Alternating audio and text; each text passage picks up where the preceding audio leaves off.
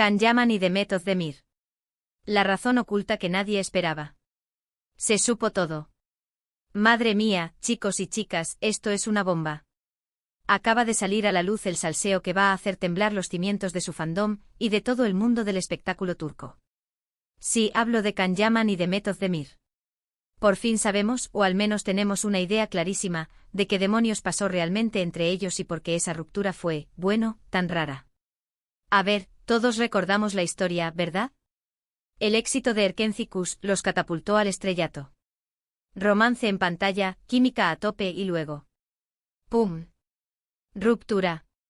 Y lo peor fue el silencio.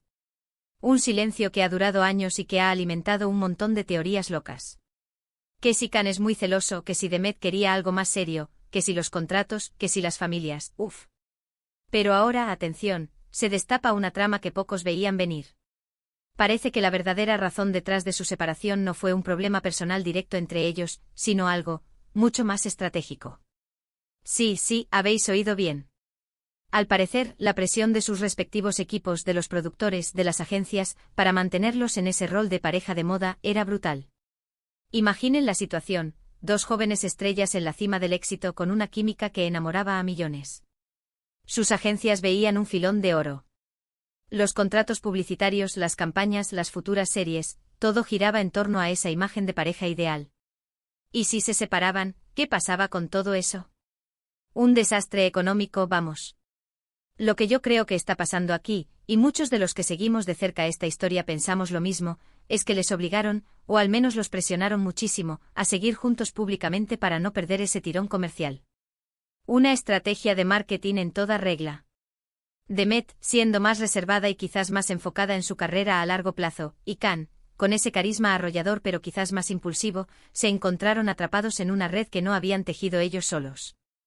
Muchos dicen que se separaron porque Can era un rebelde, que Demet se aburrió. Pero yo sospecho que la cosa va más allá. Me da la impresión de que la presión externa fue tan grande que decidieron tomar un respiro de forma oficial, pero manteniéndolo todo bajo control para no arruinar lo construido. Una especie de ruptura amistosa orquestada. Y esto explicaría muchas cosas, ¿no creen?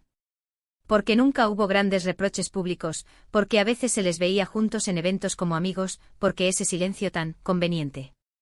Porque no podían hablar, no podían sincerarse del todo, estaban atados de manos. Lo más fuerte de todo esto es pensar en la carga emocional que eso debió suponer para ellos. Vivir una relación que quizás ya no funcionaba o que estaba en pausa, pero tener que mantener la farsa delante de todo el mundo. ¡Uf, qué agobio! Y ahora, con esta información que parece salir a la luz, se entiende mejor el panorama. No fueron simplemente dos tortolitos que se cansaron.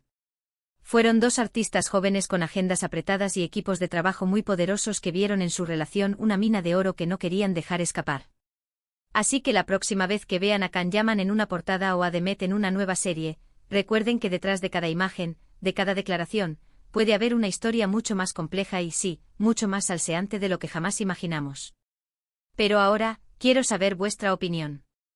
¿Creéis que esta presión de las agencias fue realmente la razón principal de su ruptura? ¿O todavía hay algo más oculto que no hemos descubierto? Dejadme vuestros comentarios que quiero leer todo el salseo que se os ocurra.